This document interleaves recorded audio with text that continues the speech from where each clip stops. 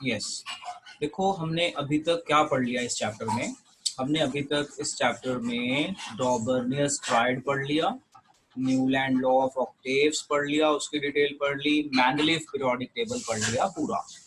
आज जो हमारा टॉपिक है, इस टॉपिक का नाम है मॉडर्न पीरियोडिक टेबल। ये जो आपको टेबल दिख रहा है आपकी स्क्रीन पे, इस टेबल को हम कहते हैं मॉडर्न पीरियोडिक टेबल। अब ये जो मॉडर्न पीरियोडिक टेबल है, इसको पढ़ने के लिए भी हमें कुछ बेसिक चीज़ों का पता होना चाहिए। जैसे आपको पता होना चाहिए ग्रुप क्या होते हैं, पीरियड क्या होते हैं। तो ये ऊपर से नीचे, यानी ये मॉडर्न पीरियोडिक टेबल को हम long form of periodic table कहते हैं। और जो ये मॉडर्न पीरियोडिक टेबल है, इसमें 18 ग्रुप होते हैं, 18। तो vertical columns are called groups and there are 18 vertical columns and period is 7 periods are there and इसको हम कहते हैं horizontal rows। जैसे ये पीरियड 1 है, तो आप पीरियड 1 में देखो कितने एलिमेंट है। आप अगर ध्यान से देखो ना, ये पीरियड 1 है हॉरिजॉन्टल, तो 2 एलिमेंट है, 1 और 2। पीरियड 2 ये हॉरिजॉन्टल, देखो ये कितने एलिमेंट है, 1 2 8 के करीब है नियॉन तक। इसी तरह से पीरियड 3 में 8 के करीब, पीरियड 4 में 18, सो ऑन नीचे जाएंगे। तो horizontal rows 1 2 3 4 5 6 7 called periods, and group होता है वर्टिकल कॉलम्स 1 2 3 4 5 6 7, इस तरह से टोटल 18 है। जो हमारा ये मॉडर्न पीरियोडिक टेबल है, इस जो आपको ये पीरियोडिक टेबल दिख रहा है, इसका दूसरा नाम है modern periodic table. It is also called modern periodic table. This is called modern periodic table, also called long form of periodic table, also known by the name of long form of periodic table। इस periodic table का जो base है वो है atomic number. इस periodic table का जो base है वो मैं क्या बता रहा हूँ, दैट इज एटॉमिक नंबर।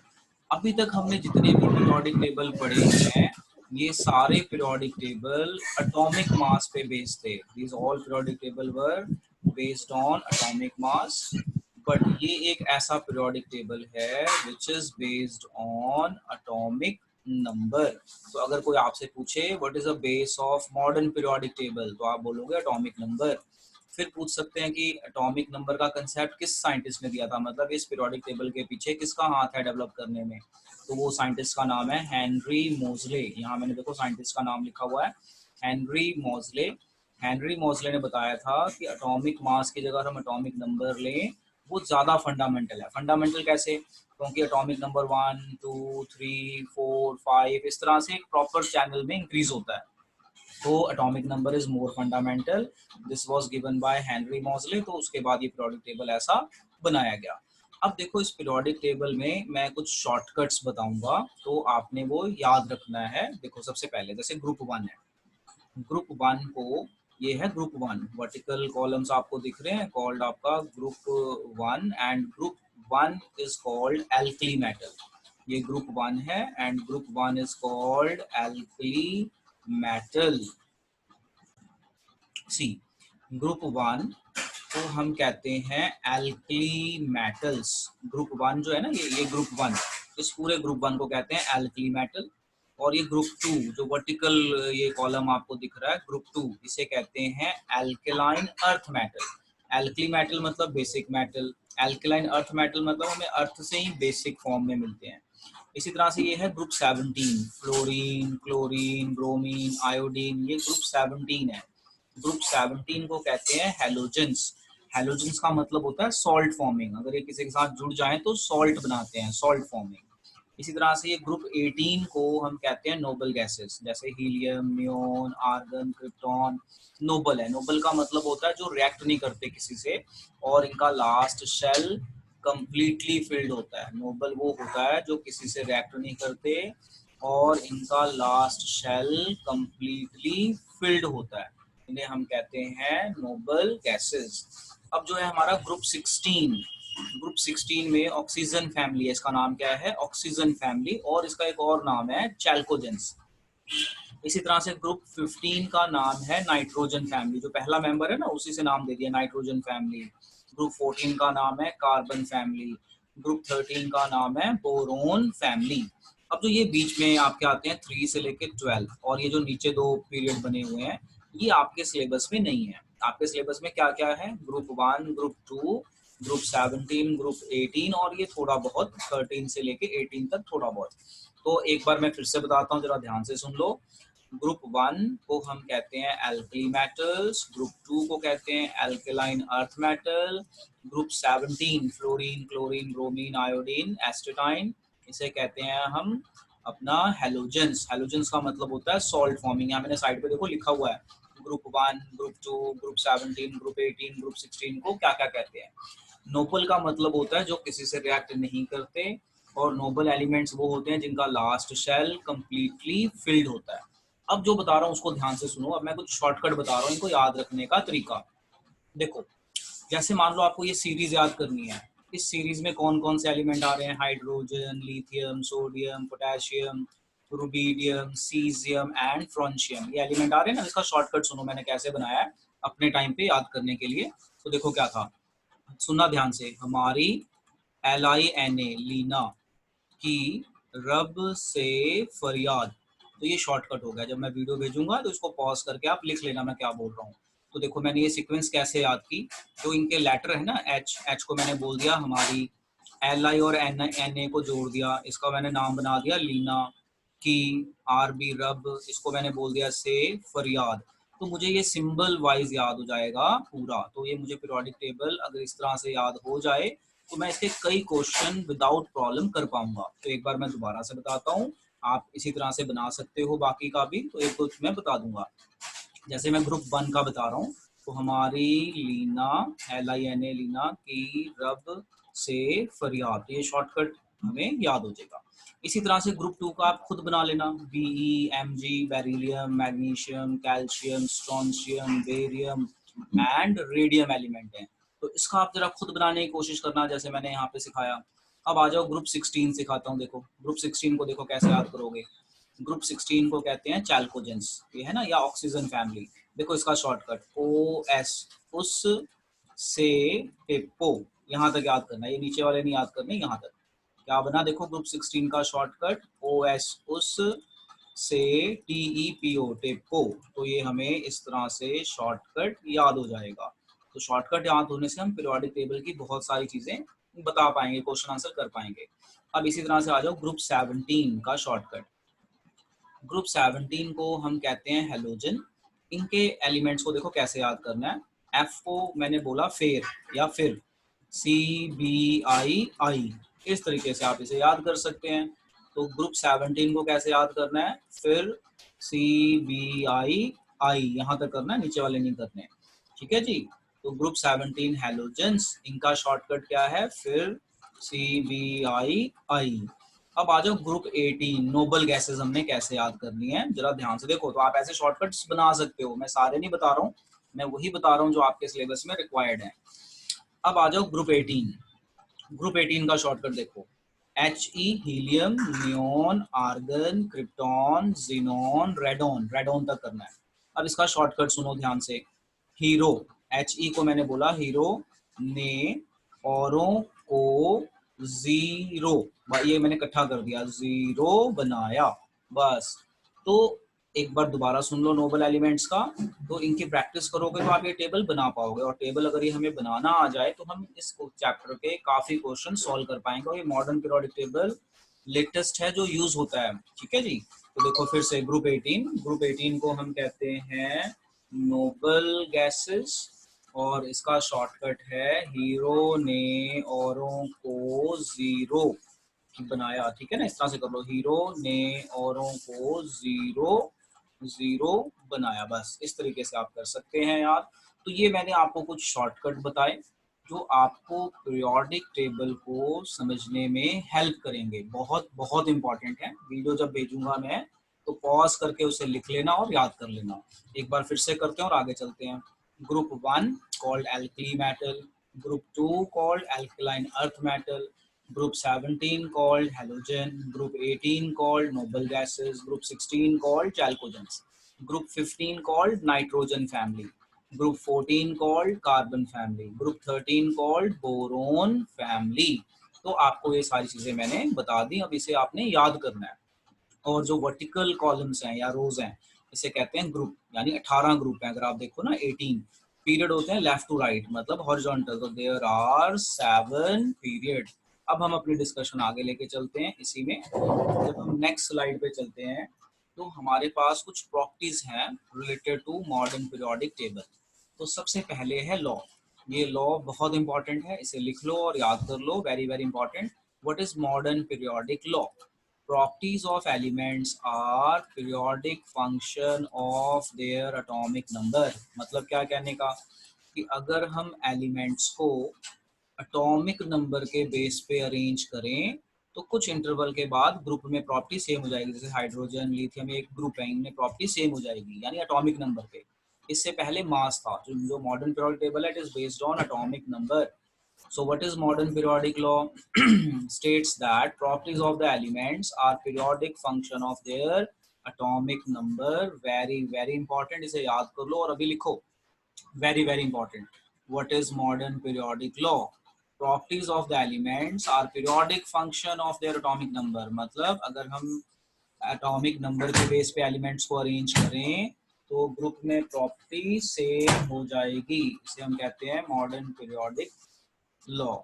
फिर आता है हमारा this table contain 18 group and 7 period. तो ये तो मैंने बता दिया, ग्रुप होते हैं टॉप टू बॉटम और पीरियड होते हैं आपके left to right, horizontal lines period and vertical rows होता है आपका ग्रुप।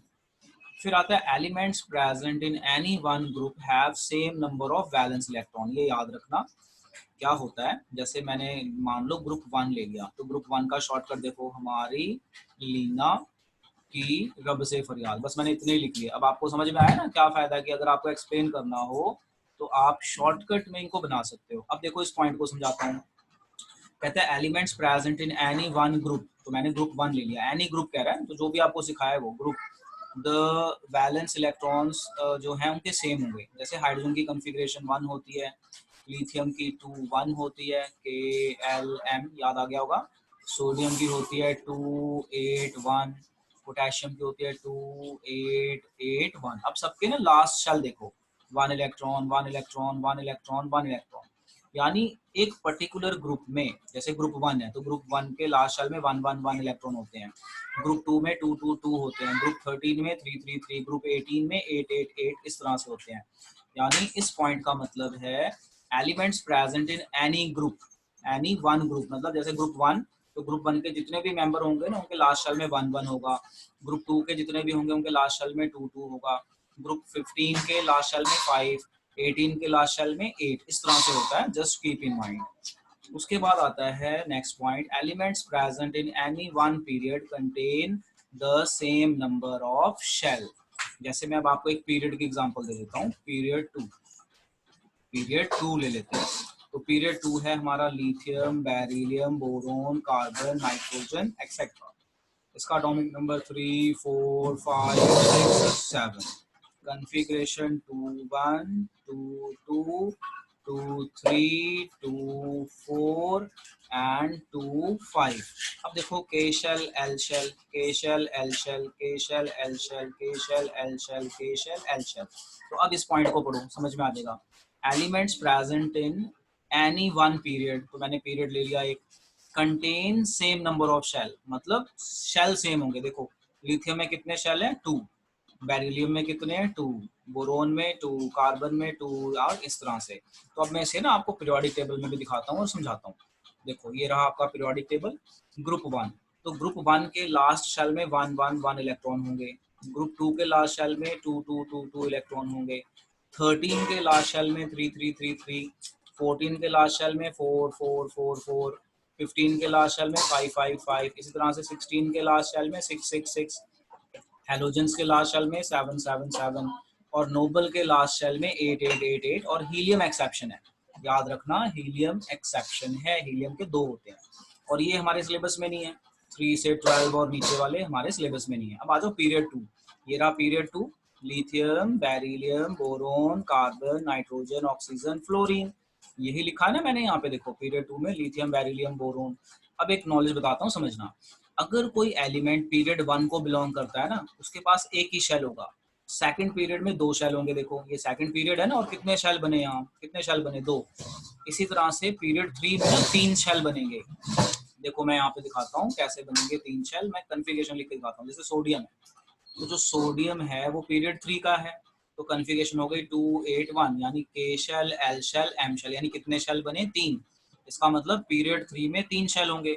अच्छा इसी के बेस पे बताओ पीरियड 4 में कितने शेल होंगे। जैसे पोटेशियम है, पोटेशियम का 19 है, तो कितने हो गए, के एल एम एन, 2 8 8 1, तो टोटल कितने हो गए, देखो आपके सामने दिख रहा है 4 शेल। इसी तरह पीरियड 5 में कितने हो जाएंगे, 5 शेल। पीरियड में कितने हो जाएंगे, 6 शेल। इसी तरह पीरियड 7 में कितने हो जाएंगे, 7 शेल। तो आपको यहाँ से काफी चीजें समझ में आ गई। जब मैं वीडियो भेजूंगा तो आप वीडियो को पॉज करके सब लिख भी लेना। तो ये था हमारा जनरल प्रॉपर्टी। अब आता है each period makes a new electronic shell getting filled. हाँ अब इसका मतलब समझो, इसका मतलब क्या है, कह रहा है कि ईच पीरियड मेक, ये आ गया ना आपका, each period makes a new electronic shell getting filled. जैसे ये हमारा ग्रुप 1, हमारा है ग्रुप 1, और ये ग्रुप 1 में ये पीरियड 1 हो गया, ये पीरियड 2 हो गया, ये पीरियड 3, ये पीरियड 4, इस तरह से जाते हो ना पीरियड में लेफ्ट टू राइट। अब देखो ध्यान से, पीरियड 1 में एक ही शेल था, पीरियड 2 में 2 शेल हो गए, पीरियड 3 में कितने हो गए, 1 2 3 4, पीरियड 4 में 4 शेल। तो इस लाइन का मतलब आपको समझ में आ गया होगा।